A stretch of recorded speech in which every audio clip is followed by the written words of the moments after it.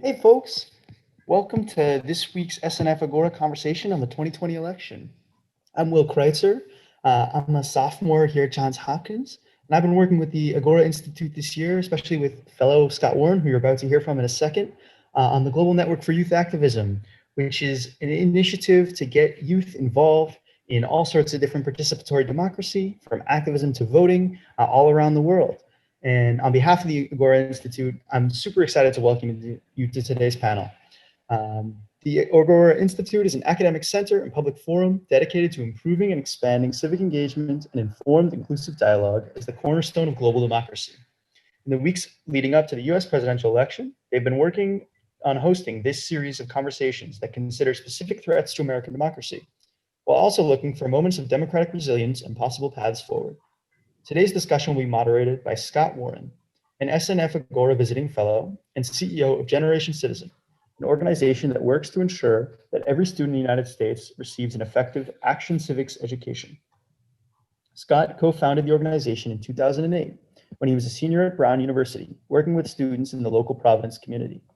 Since then, he has grown Generation Citizen to become one of the preeminent civics education organizations in the country.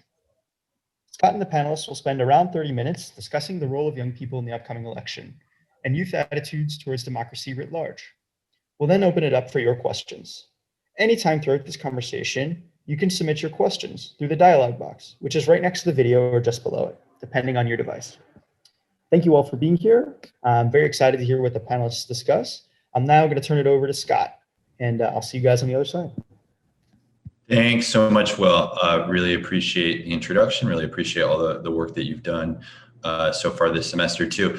Really excited for this conversation today.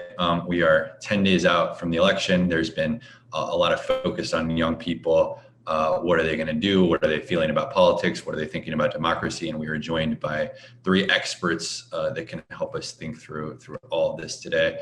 And a huge thanks to the SNF Agora Institute for hosting this conversation. So the three esteemed panelists that we have here today, we have Brent Cohen, the Executive Director of Generation Progress, a national advocacy and education organization that works with and for young people to promote progressive solutions to key political and social challenges.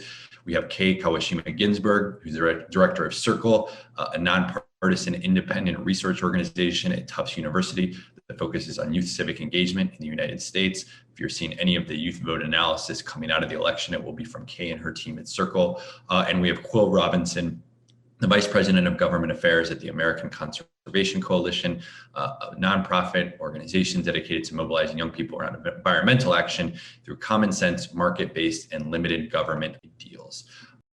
Really excited and grateful to all of you for joining us today, and hoping for some good analysis, some spirited debate, whatever might move us. And to the audience, again, I will be asking some questions and be your faithful moderator, but please feel free to ask other questions as well.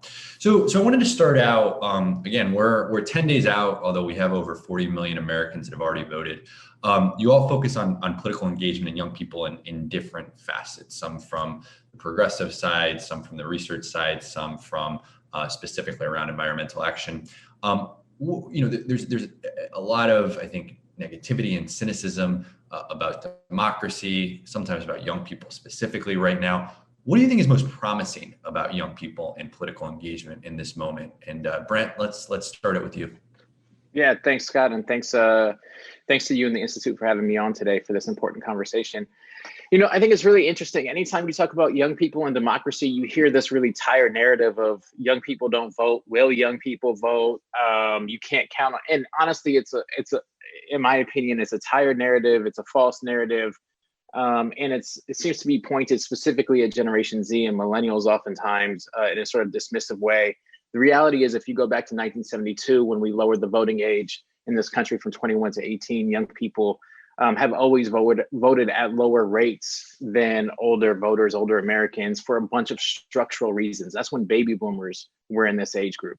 And so you actually look at 2008, millennials had the highest turnout in sort of modern electoral history here. 2018, Gen Z and millennials together literally rock the youth vote at levels we haven't seen before. Kay can certainly speak to the data front. We use their data on it all the time that shows the explosion in young people voting. So what makes me excited here is the fact that Generation Z and millennials have proven already that we are voting generations. And we have proven more than that. We've also shown that we are leading social justice movements across this country and even internationally. When you look at the racial justice protests that went from every big city to nearly every small town in America, you saw registration rates skyrocket at the same time, despite a global pandemic that really limited traditional methods of voter registration. And you're seeing climate, Quill, I'm sure can speak to this as well, but you're seeing young people activate around climate, again, domestically and internationally. So young folks are leading movements on this, as we have throughout history, but we're also seeing that paired with civic voting participation in particular. It's politics and protest. And so that's what I'm really excited about. There's a ton of data that backs that up, including, as we can get into, some early voting returns that show young people outpacing our share of the electorate as compared to recent election history in 2016 and 2018. And we are not traditionally early voters the way that older Americans tend to be. So there's tons of encouraging data here, the most encouraging of which I think is the way young people have already shown up and are continuing to show up right now. Thanks for that, and perfect segue. Kay, I'd love for you to talk about your take on the question, what's promising, and potentially some of the early data you're seeing that Brent was referring to as well, Sure. young people selection as well. Yeah, thanks, Brent, and thanks for having me too. Excited to be here. So I think young people really did prove themselves to be the kind of people that won't wait for the campaigns and organizations to call them and ask to vote. Nobody really asked them to vote in 2018. They sort of organized themselves and said, we're going to choose our own leaders. Thank you very much, and we're going to make our decisions. And I think we've seen that trend continue to strengthen, like peer-to-peer engagement through social media. We're seeing a much larger number of young people creating their own content and expressing their voice politically, as opposed to just receiving messages and reacting to it. So that we continue to see that sort of, we are going to lay our own path politically. We're going to make decisions. And that's sort of really throughout in their everyday life. And one of the things that I saw as really important and significant is the fact that the youngest voters were also the most affected by the pandemic, economically, mentally, in all kinds of ways. Their schools were interrupted too. And yet they are showing up in a larger number than you can imagine. Voter registration was harder this year, but it doesn't seem to be suffering. In the majority of states we have data for, the voter registration numbers already exceeded the 2016 level at the election date.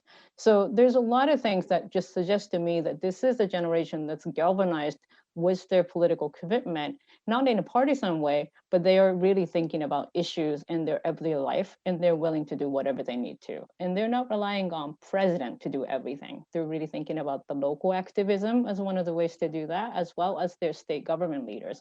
So I'm seeing a lot of really comprehensive understanding of politics in an everyday way, and young people using all kinds of tools in their box to address the challenges they see. Great. And so on that note, Quill, would love to, Kay was talking about those tools. I know you're coming up at this from potentially a little bit of a different angle. What are some of the trends that you're seeing? What are you excited about? What are some of the things that you're seeing 10 days out? Yeah, absolutely. Thanks for having me here, Scott. This is really cool to be part of this conversation. I think, Brent and Kay have a wealth of knowledge and data, that really is the evidence that young people are more engaged than ever. And I think that's so incredibly encouraging. I live in DC, and I've seen over this summer just a wave of energy and engagement, and young people literally being on the streets, saying this is what we want. This is the future that we want. But I want to share sort of an anecdote that relates to my work that is, I think, less people know about. And so I'm a climate activist. I'm also a conservative and a proud Republican. And that's something that a lot of people don't think go together.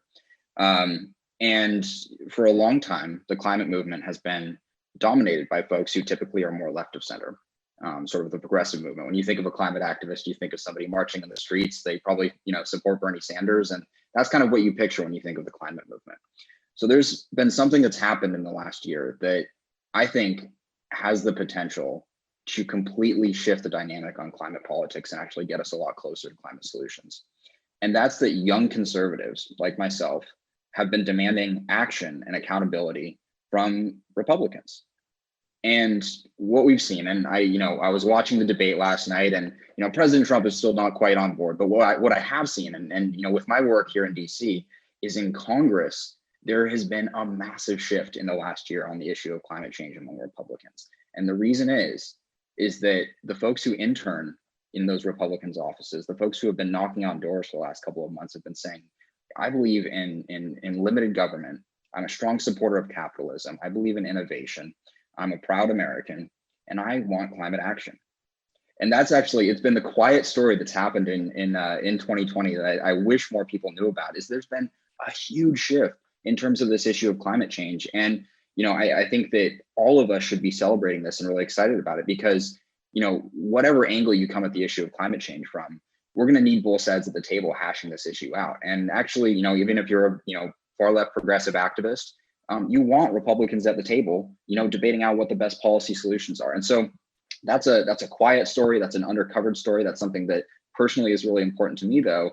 And I wish more people would know about. And it's because young conservatives have demanded accountability from their party, from politicians who represent them. And it's happened. And this has happened over the last year. And so that's something that I'm incredibly excited about and gives me a lot of hope and optimism. Really interesting and a perspective, Cole, that we don't often hear. So want to get into that throughout this conversation too. And Brent, going back to you, I'm curious, I think Cole touched on this younger generation might have different views from the left or the right on certain issues. This summer, we saw protests emerge throughout the country, focusing largely on racial justice. And I think, there were polls out there that showed that's something that transcended party line too. But young people were pushing and clamoring for change in the streets. Has this energy transferred and translated into electoral politics? Why or why not? Why does that matter? The short answer is yes. It has translated, and it matters hugely because young people represent 37% of the potential electorate here in 2020. You talk about millennials and Generation Z, if they were to be sort of a single voting bloc, would be nearly 40% of the electorate if every single person showed up. And so that energy translating makes a huge difference. Young people care about policy. I mean, we've heard it time and again. The way that we persuade young folks to really get engaged and motivated is largely around pouring energy into the issues young people care about, and then candidates and parties and whomever else saying, and this is how we're going to address those issues moving forward. That's how you get folks engaged with policies that align with the issues they're facing and the visions they have for the future. And so when it comes to racial justice, for example, we saw 8 out of 10, sometimes north of that, young people saying that they supported the racial justice movements across this country. Young people are less likely to identify with a particular party than older voters, but more likely to vote based on policy. And so 80% of young people saying that the racial justice movement matters is incredibly important, especially when you have certain folks. I mean, just President Trump sitting up there and saying that there are issues, being seen as sort of inciting additional violence rather than addressing it in a way that brings people together. And so that matters for young people, it matters for motivation, and it has an electoral impact here. Kay, I'm curious, going off of that, the point that Brent was making on caring more about issues than party affiliation. What are some of the issues that are emerging that young people care about, and how is that translated in terms of party affiliation too? Sure. So just kind of piggybacking on Brent's points. So young people did share really strong priorities around racism, police violence, access to healthcare, as well as climate change. And what's been interesting about this year's poll we did was that they actually, across racial groups, shared these priorities pretty much universally. Those 3 things or 4 things came up at the top across groups. And that used to not be the case. Each different racial group, for example, had different issues. And oftentimes, Black young people were the only ones that was naming racism as the top issue. And that's no longer the case. White young people also name it at the top by a pretty high number. So are Asian Latino young people. So I think that's really been the kind of issue that intersects everything that's true to climate and healthcare. In some ways, young people care about everything. It's really hard for them to pick one issue. But unlike maybe older generations that are really stuck in the partisan politics, young people are able to say, of course, climate change is happening. It's a matter of generating different and diverse perspectives on the solutions. We might differ, but we're all aiming for the same goal. Same with racism. I feel like a lot of young people are saying racism exists everywhere. We're going to think about different ways to do that and use different levers. So that's how they have been really translating the issue activism into electoral politics, one of which is to say, we have this issue that's really important to us at the local and federal level, and we're going to pick the right leader that share values with us. That's one of the things that really came up in our summer survey, which was said over 60% of young people said that we're going to pick somebody that really aligns with my values almost exactly. And that's really important. And young people are really looking at each politicians and elected officials and campaigns to see how they're being authentic about what they say they would do. On that point, so I think that the notion of authenticity, the notion of caring about values and issues, Quill, I mean, you sort of said this when you started talking. I think when you tell people I care about climate and I'm young and I'm conservative, people probably do a double take sometimes. I'm curious how you think that this youngest generation, or this youngest voting generation, Gen Z per se, how do their voting preferences, their issue preferences differ from prior generations, and how are you seeing this translate electorally too? Yeah, definitely. Well, I mean, the first thing I'll say is I'll back up that the party affiliation is not so strong, and I think that that's actually something that's really important. Is that and let's apply it to the issue of racism. My friends, across the political spectrum, but I think what's of note here is my conservative friends were out handing out water and marching in the streets and standing strongly for First Amendment rights, people's right. That's American as it gets, right? Like standing for people's rights, trying to make a more perfect union. And my friends were out there, my peers were out there. I think where the difficulty lies, for many more young people who might kind of fall in the middle or slightly to the right, is that they absolutely agree that racism is a huge problem in the United States. They absolutely agree that that's something that we need to be addressing, but they don't agree with the message that the United States is inherently racist, that we are an irredeemable country, that we need to tear down this system. And I think that that's part of the lack of party affiliation, is the loudest voices on the left who acknowledge that this is an issue have some views that are pretty incompatible with someone with my views and with many people sort of on the center or right of center's views about how we address that issue. And on the right, we don't really hear an acknowledgement of the fact that this is an issue, and so that puts us in a really weird in-between space. And I think that might be driving some of that lack of party affiliation too. So I think I think, and the other thing I'll say here is that I think that there can be an acknowledgement, that something like climate change and something like racism is an issue. But yeah, I see a diversity in opinions about how we approach these issues, and I think that's something that I found to be really constructive in my work, is saying, when I'm talking to people across the political spectrum, is let's agree on the problem and understand that we may approach this in a different way. And I think that that's something that that's what I've seen the most success in my work.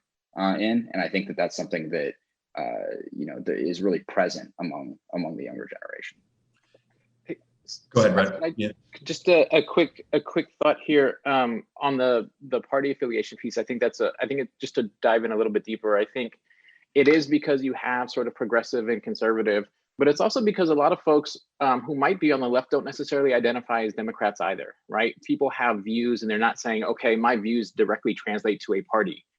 And so I don't think it's necessarily a situation of left versus right in issue areas having to, sort of pull people to one of those two sides, the way we think about traditional swing voters. I think there's been some good writing about this. Dr. Ibram Kendi, for example, wrote about the other swing voter. And I think it's really relevant, where there are a lot of young people, especially young people of color, who do have very strong views around systemic racism and how we need to eradicate that so that we can actually meet the goals of our nation and our stated goals of what the purpose of America is. But they don't necessarily see themselves in the mainstream Democratic Party. That doesn't mean they won't eventually vote for a Democratic Party or a Democratic candidate, but it means that they don't identify as Democrats. And so there has to be additional ways in which we think about parties and we think about issue areas and we think about young people and how we engage folks on that. And I'm sure that's probably true on the right as well.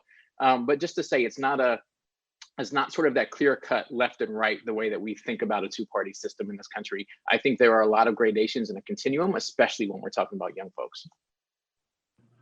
Kay, I'm curious if you have thoughts on this too, and just piggybacking on something to bring to light, which I think has gotten a lot of attention, but this notion of how do we teach about the challenges and the oppression that have been evident throughout American history, while I think various folks, and this has been politicized immensely recently by the president, but sort of this notion of how do we reconcile the history of this country with one that might lead towards progress eventually too. So for me, who studies civic education a lot too, is one of the solutions is actually start really early and really get the help from family and community too, in having those dialogues from very early on, and make sure the students, including really young ones, actually can take in different sides of arguments, different narratives, and think of that as all beautiful part of the diversity of the United States. And we don't actually do that at all by committing to something really, really, maybe some people might call it boring, to say something that doesn't have any value attached to it. So you might teach about how the law is made in really mechanical way, but we don't actually teach how the Constitution was designed as an experiment for people to actually debate and argue over different solutions, right? It was always part of our DNA as a nation, and yet we don't actually teach that. We instead teach, this is like really the least controversial part of civic education, and we're going to just do that. And students might be really bored and unprepared for civic life, but we at least didn't cause problems. When, I think the better solution is the students actually lively argue about what different solutions might be, but build that muscle to actually get used to that negotiation, and not think of people with certain opinion as evil or somebody you should never talk to. And that's really what we're seeing today, and including in our political leadership. And for young people who's growing up only seeing this kind of politics, I think it's really, really important to change how we teach civics entirely. And again, it's important to include family and community in that conversation from early on, so that there is no misunderstanding about what the intent of that kind of education is. But we have to commit to teach full history and full civics, all of the stories. So on that note, on committing to teaching full civic and history, and Brent, sort of going back to your point on some of the frustrations with parties, one thing that we've seen a lot of is statistics that young people are turning away from democracy. So they're frustrated with democracy. They don't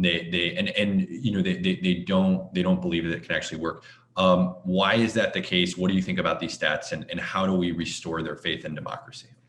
Yeah, I think it's less young people turning away from democracy and more democracy turning away from young people. These are systemic issues.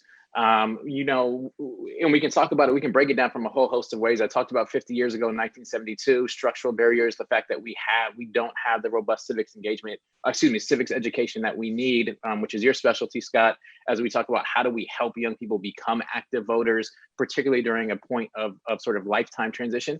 And that's a huge part of it, but it goes beyond that. It also goes to candidates and campaigns saying, I'm going to look at voter files and identify who I think are high propensity voters, and I'm going to focus all my money on these 30 people, right? Slight exaggeration, but not that much, frankly, this small group of voters relative to who could actually vote and who's eligible. And instead, we need to be focusing on how do we engage eligible components of the electorate, people who could be voting, especially young people of color, who aren't voting for one reason or another, and how do we engage them in this process? How do we address voter suppression, which runs rampant, which is one of the ways in which I think we have minority rule in this country. One of the ways in which white supremacist control, as we talk about systemic racism, has maintained itself, has been by not counting all the votes, by not allowing everybody to vote, particularly people of color, particularly young people.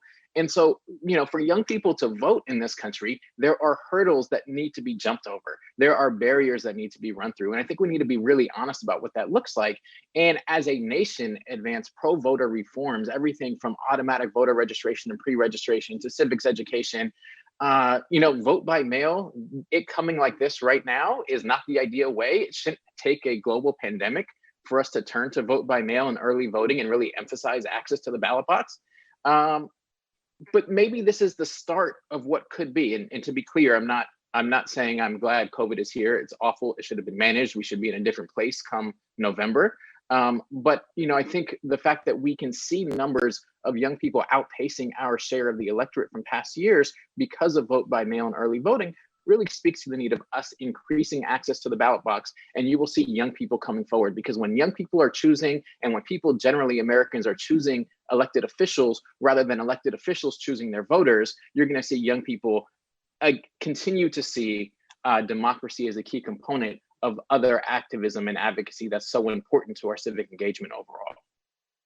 Cool. Same question to you, and I'm gonna bring in a question from the audience as well, because I think one of the things that we think about when young people are losing faith in democracy is the inability to actually work collectively, collaboratively, by consensus. So Ian's asking, do you have examples of when you've been able to work successfully with groups on the left? What advice do you have for people who want to work across the aisle on a specific issue? Yeah, absolutely. I think the first thing I'll say here is I completely understand why a young person, I graduated from college a couple of years ago. I completely understand why someone, a young person entering into American society right now would lose faith in American democratic liberal capitalism. I know exactly why. I grew up in Seattle, Washington, and the history that I was taught was Howard Zinn, and it was the critique. I was taught the critique rather than the history. And I think that when your baseline for history is a people's history of the United States rather than the history of the United States, I completely understand how it could be so depressing to look at our society and just see everything that's wrong with it.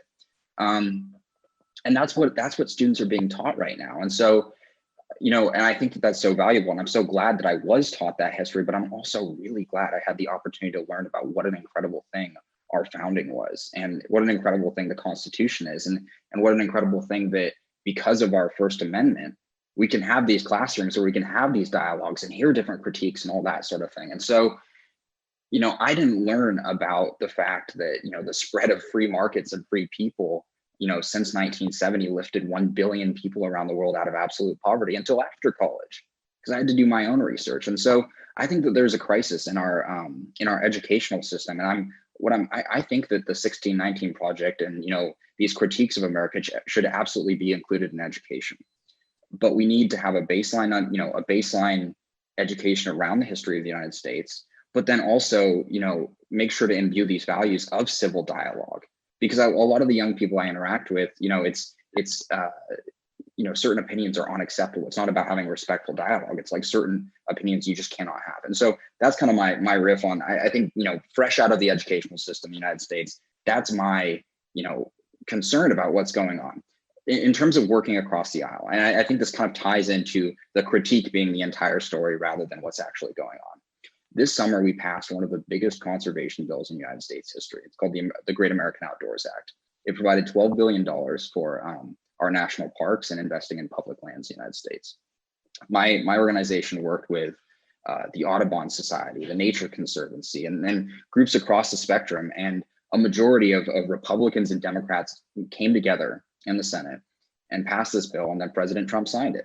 I bring this up because whenever I bring it up, it's like the biggest conservation bill that's happened in a generation, and nobody has heard about it. And so I think that's the kind of thing, that's an example that we've been able to work, respectfully across the aisle. But you got to be able to teach, that those sorts of things are happening. People need to know that those sorts of things are happening. But the reason that happened is that I can say, and actually, one of the people I really look up to, Van Jones, who I've had the opportunity to work with too, has said this is, we can work together even, without sacrificing our principles. Van Jones is a very progressive guy.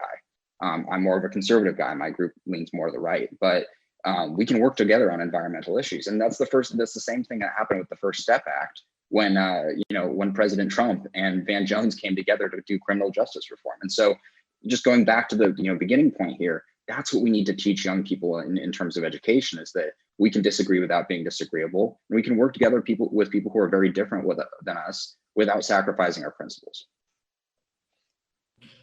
Curious if, that point, which I think has been brought up a few times, on how our education system teaches the real history of democracy, while also being empowering. I think about this in the generation citizen context. I mean, I think one side of the argument is the system is completely broken, which I think is disempowering. I think one side of the argument is the system works, all you have to do is participate, which I think is false. And young people know that that's false.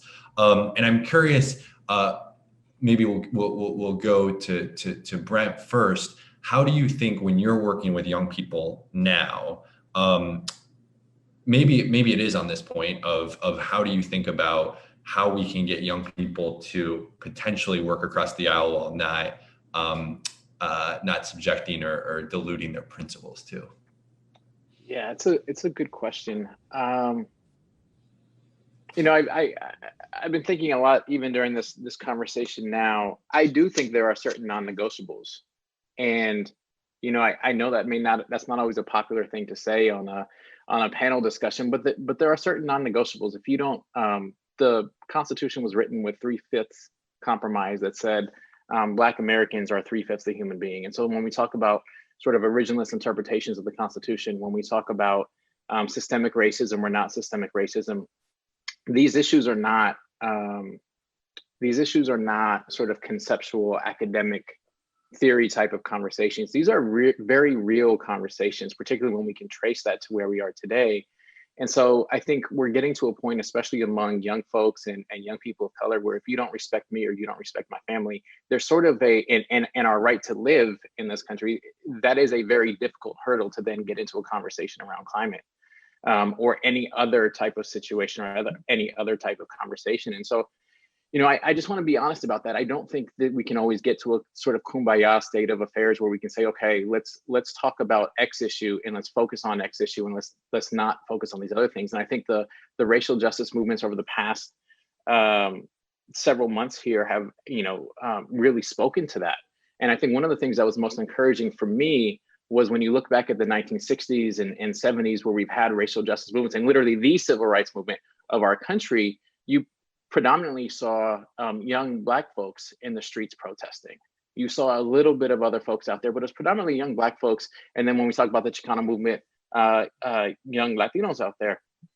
This time you didn't see that. In addition to that 80% number that we talked about before of young people who supported the racial justice movement, you also saw just as many white young people and Asian young people and Latinx young people in the streets as you did Black young people. And to me, that was an incredibly inspiring moment that gave me hope, not just for our nation, but for my children who are growing up as young people of color in this country. And so when we think about sort of what does it take to work across the aisle, I think we do need to get to a baseline point on some of these most important issues, quite frankly. And then I think we can build from there. The division that we've seen and sort of the incitement, emboldening of white supremacist domestic terrorists in this country, that doesn't help. And so we need folks on the other side of the aisle to denounce that. So then we can continue to build on how do we address and eradicate systemic racism so we can live up to the ideals of this nation that we were founded on, at least in theory. Conceptually, the way that we've talked about what America is. And then how do we make real progress on some of these other issues that we know are incredibly important? Education, climate change, focusing on higher ed, student debt, for example. There are so many things where I think there is more agreement than not, but we need to come to baseline agreement on some very foundational things first.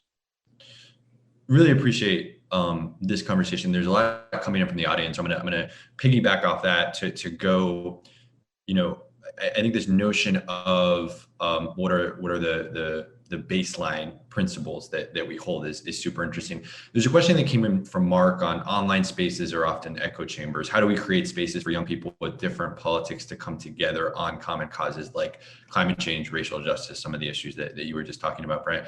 Kay, I'm curious if you've seen stats or have thoughts on this, just on how young people are consuming their news and information in different ways that online spaces can potentially use productively or not productively.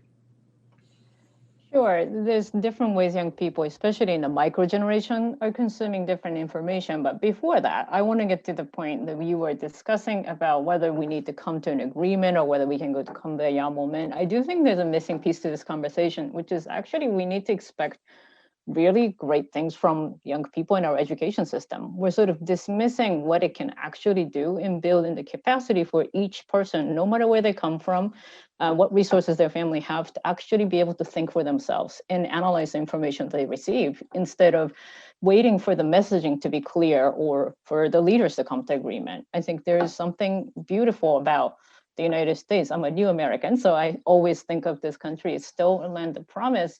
But at the same time, we can't really have a country with just elites making decisions and making things better for everyday people. We do need to expect that from every young person, including the kid that just landed in the United States last year, right?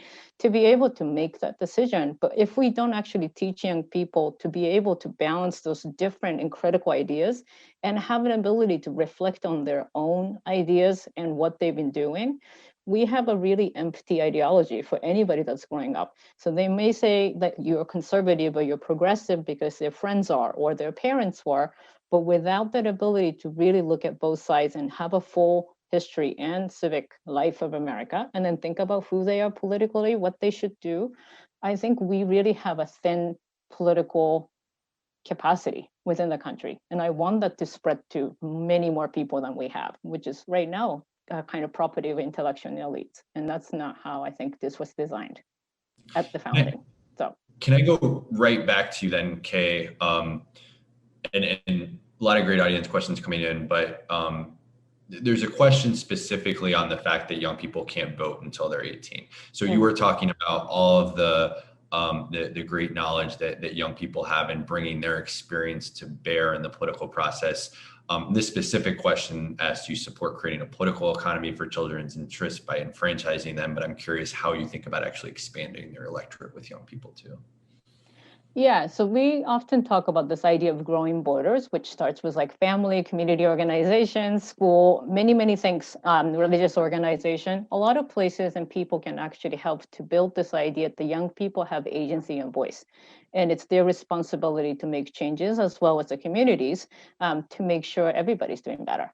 So with that, I think ideas like voting at 16, especially for local election, where, for example, high school students are the biggest consumer of the school and other public services, including the school building itself, is a really decent idea. But I don't think it's always about just incentive. Like you're going to matter this cycle, so you're going to vote and then you're going to think about it. But I really think about this as a long-term building blocks to really think of themselves as, small c citizen, not a legal citizen, but a member of a community who thinks about what is better for all of us all the time. So I don't want to always tie it to, well, you get to make a decision, or you get to have a say in budget as the only reason people participate. I think there are more altruistic motives too. Yeah, I appreciate that point. To the conversation on, there's been a lot here on sort of like, what are the values that we hold true and how do those carry out? There was talk earlier on the importance or disimportance about affiliation. And there's a question in the audience, which I think is a good one. So this person, Robert, says he agrees with Brent's point about affiliation versus how someone votes.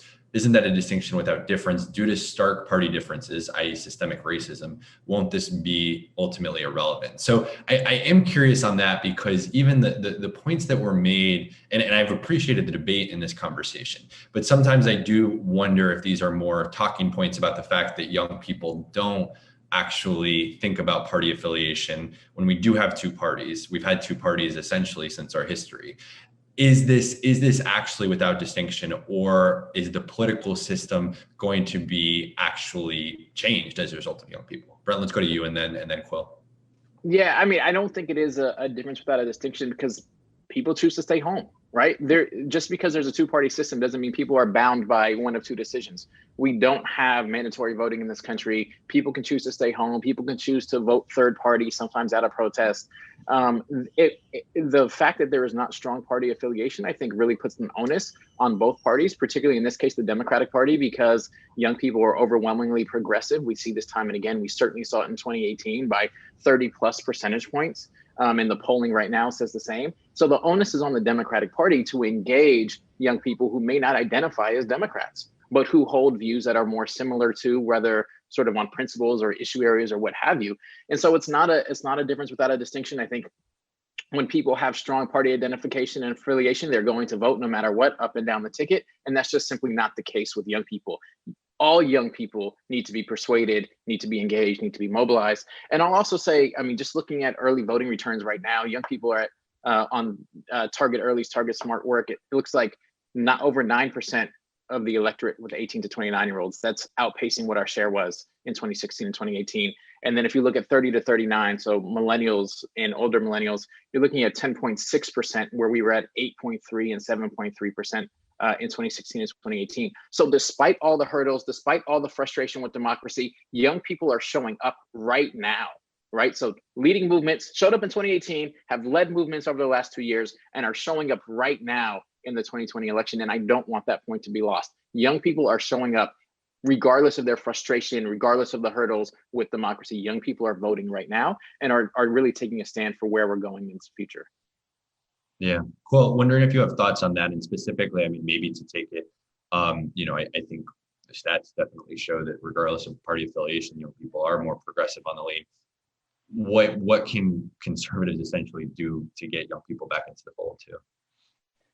Yeah, I mean, obviously it's clear young people, lean to the left, and there's a lot of reasons that play into that. I think, young people again and again are told that they don't have a voice, that they don't have power, and then are sort of given these red herrings like lowering the voting age, or, what if we didn't have a two-party system and that sort of thing. And I think those are kind of easy things to fantasize about that obscure the fact that there's a huge amount that young people can do. And we actually do have a lot of power. It's sort of this, the low expectations about young people and told that the whole system is set up against them obscures the fact that there's a hell of a lot that young people can do.